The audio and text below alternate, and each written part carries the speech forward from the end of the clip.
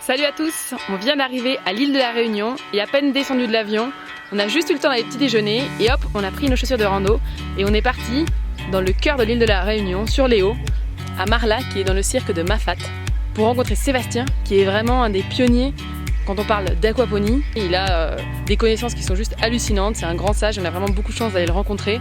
Je suis super contente de pouvoir enfin voir ce qu'il fait et puis vous le faire partager dans cette petite vidéo. Donc j'espère que ça vous plaira.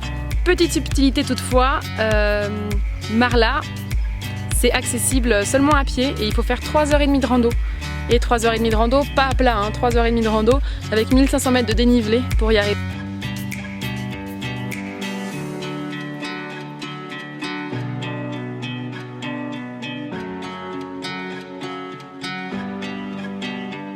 Alors dans la serre on a deux unités différentes, alors, toujours relatives par rapport à l'isolement, on est obligé de faire notre reproduction et notre production d'alevin de tilapia sur place. Donc on a deux unités séparées, donc deux réseaux d'eau totalement différents, deux systèmes complètement différents. On a la partie grossissement qui elle, donc avec toute une série de filtrations biologiques et mécaniques et de minéralisation, va être épuré, parce que c'est le principe, c'est ça, va être épuré par ce système de raft, donc de culture en eau profonde. Voilà, donc là on voit les racines directement dans l'eau, dans les systèmes de raft, donc avec une méthode qu'on appelle Kratky, où en fait les radeaux ne sont pas flottants, légèrement surélevés pour garder l'oxygénation.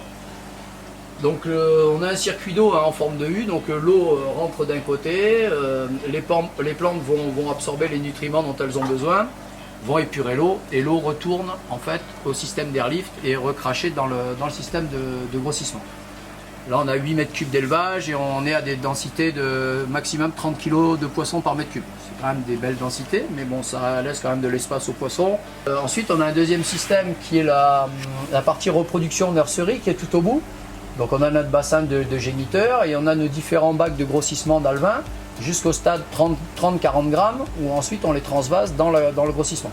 Le système là-bas, par rapport à l'optimisation de l'espace, on a fait un système d'épuration par NFT. Donc on a 140 mètres linéaires de structures NFT qui permettent d'épurer la totalité des aliments en fait, qui sont distribués dans la reproduction. Il faut savoir qu'en repro comme ça et en alvinage, on a des aliments qui montent jusqu'à 50% de protéines, donc beaucoup d'azote. Donc forcément, proportionnellement, on a un petit système avec peut-être moins d'aliments, mais vu que l'aliment est plus riche, ça nous permet de faire une surface plus grande de culture. Ça, c'est les fameux ratios de l'aquaponie. Voilà, donc ça nous permet, là, à l'heure actuelle, si on fait uniquement de la salade, on est à un rendement de 200 salades semaine. En pleine saison de fraises, donc pendant 4 mois de l'année, on sort à peu près entre 15 et 20 kg de fraises par semaine. Donc nous, principalement, ça nous sert à faire de la confiture. On en consomme fraîche, mais sinon, on fait beaucoup de notre confiture pour avoir notre stock de confiture à l'année pour les gîtes de Marla. Et la salade, donc ça nous permet d'alimenter les 5 restaurants table d'hôte de Marla. Que du tilapia. Voilà, donc là on est donc sur le bassin de grossissement, on est à peu près à 30 km3, donc au final comme les poissons vont grossir, on essaye d'en prélever, on va trier les plus gros. Je peux compartimenter le système, je peux diviser en 8 compartiments pour faire des lots différents. Mais bon, des fois les barrières vont empêcher la circulation des petits effluents, des petits fesses. Donc je préfère le laisser libre et c'est au moment où on met le coup d'épuisette, où là on fait un tri, on essaie de capturer les plus jolis. Là c'est toute la partie filtration, un peu des fraises qui ont coulé là, mais voilà, donc toute la partie filtration mécanique. Donc bon, moi je travaille beaucoup sous le principe du vortex, du décanteur, c'est du cylindre conique, mais c'est pas du décanteur lamellaire. Donc en fait on se sert du principe des vases communicants quand on travaille en airlift, on n'a pas de relevage, ce qui permet d'avoir une très basse consommation. La serre en entier ne consomme que 250 à 300 watts d'énergie électrique pour faire tourner tout le système, puisqu'on travaille qu'avec des compresseurs à air. Et donc on injecte l'eau en tangente en fait en sortie de bac. Ça donne un mouvement à l'eau circulaire qui va provoquer une décantation au fond du cône des matières solides les plus lourdes. Donc là aujourd'hui après ça va être le nettoyage de filtre une fois par semaine. On est obligé de nettoyer les bassins de minéralisation pour éviter des accumulations justement de matières organiques qui pourraient devenir anaérobies. Toujours la partie mécanique avec des systèmes de minéralisation affilés. Même principe qu'aux îles Vierges, on ne va pas réinventer des choses qui fonctionnent. Et ça sert à rien, à mon goût, de faire des usines à gaz en aquaponie et de mettre 50 000 euros, 60 000 euros d'investissement. Parce qu'après, il faut amortir quand même les investissements. Donc, faire des choses très simples qui fonctionnent et qui sont ce qu'on appelle low-tech, pour moi, ça marche très bien. Voilà, donc là, on est sur la filtration biologique, hein, donc sur un lit fluidisé, mais alors toujours pareil, pour une économie d'énergie au maximum, on a disposé les injecteurs d'air de manière à créer un enroulement de notre calnès, de notre média de filtration biologique.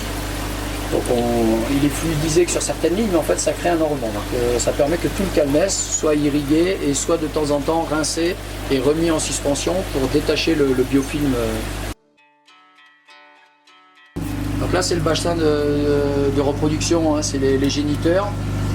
Je ne sais pas si vous arrivez à voir bien, mais voilà, donc on a des mâles qui ont atteint les 3 kg. Hein. Là, on va faire une sélection. On a un petit peu trop de poissons à l'intérieur du bac. Il y avait des alevins qui avaient sauté, qui ont grossi dedans. Donc, on va profiter maintenant de la fin de l'été, de l'hiver, pour refaire un tri, pour recommencer avec un ratio au mètre carré d'à peu près 5 individus maximum au mètre carré.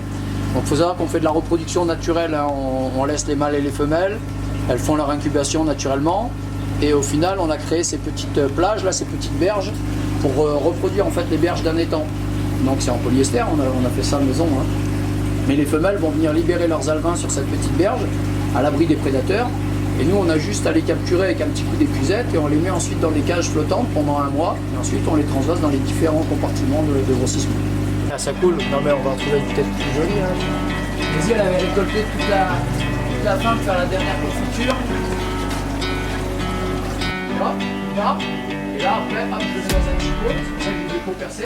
Voilà, donc on a le puits de retour, donc le puits d'airlift, hein, donc le retour des cultures, de tous les systèmes de culture en eau profonde qui reviennent ici, qui vont réalimenter le puits d'airlift.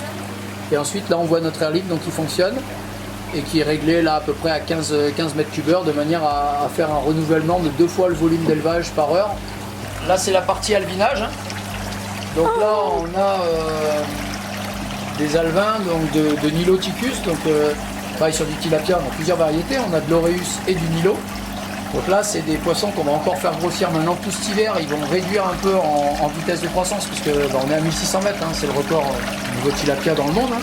Mais voilà, on va même malgré le chauffage solaire qui est extérieur, on va avoir une température qui va avoir du mal à monter au-dessus de 21. Donc les poissons vont manger un peu moins, métaboliser beaucoup moins et donc moins grossir.